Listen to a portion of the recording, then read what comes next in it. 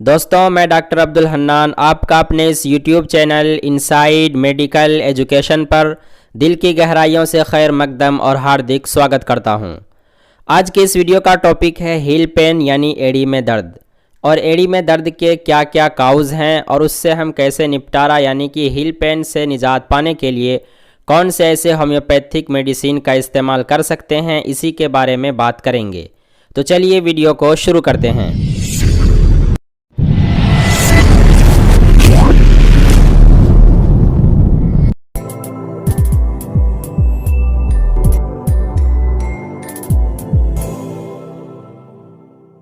दोस्तों, heal pen यानी एड़ी में दर्द सबसे कॉमन फुट प्रॉब्लम है।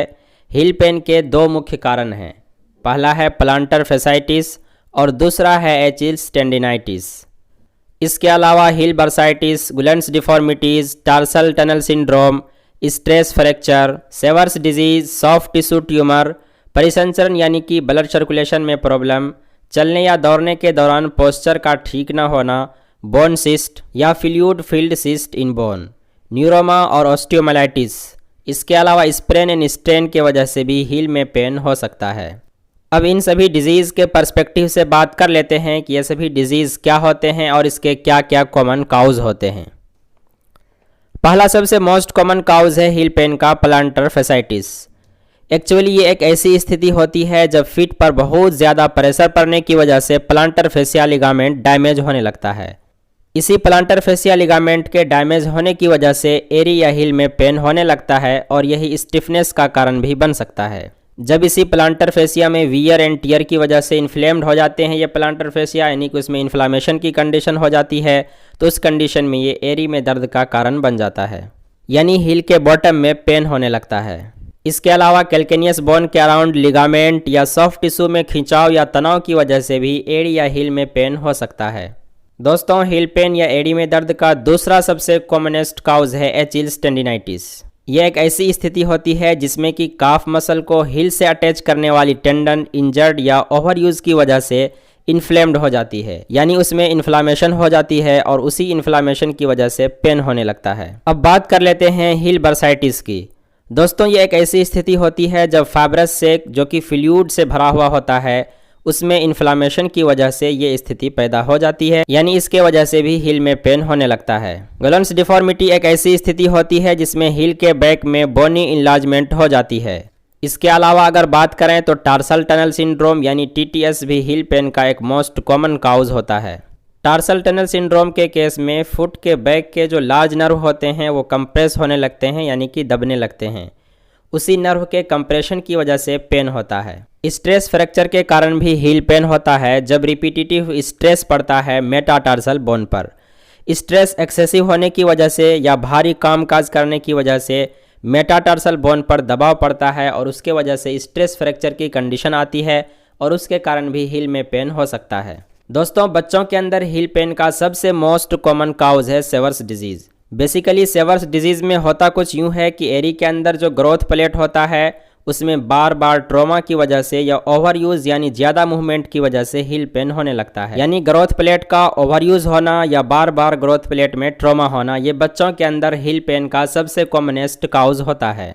इसके अतिरिक्त इन्फेरियर कैल्केनियल नर्व के कंप्रेशन की वजह से भी हील पेन हो सकता है।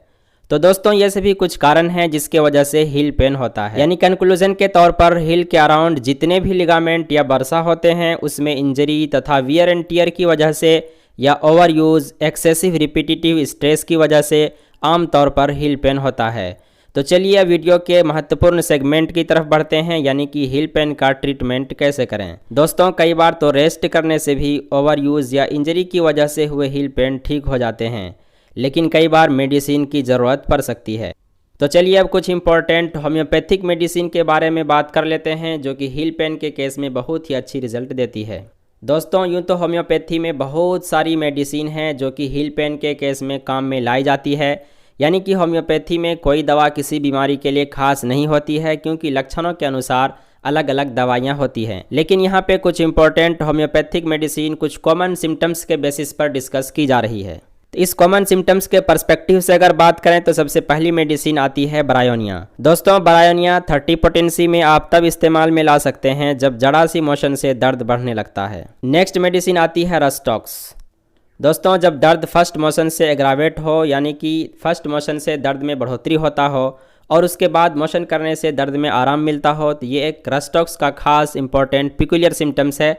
इसके बेसिस पर आप रस्टॉक्स का इस्तेमाल कर सकते हैं। दोस्तों इस श्रेणी की नेक्स्ट मेडिसिन है अर्निका मोंटाना। अर्निका मोंटाना का इस्तेमाल आप तब कर सकते हैं जब हील पेन किसी भी तरह के लिगामेंट या बरसा में इंजरी होने की वजह से आपको हील पेन की समस्या पैदा हो गई हो।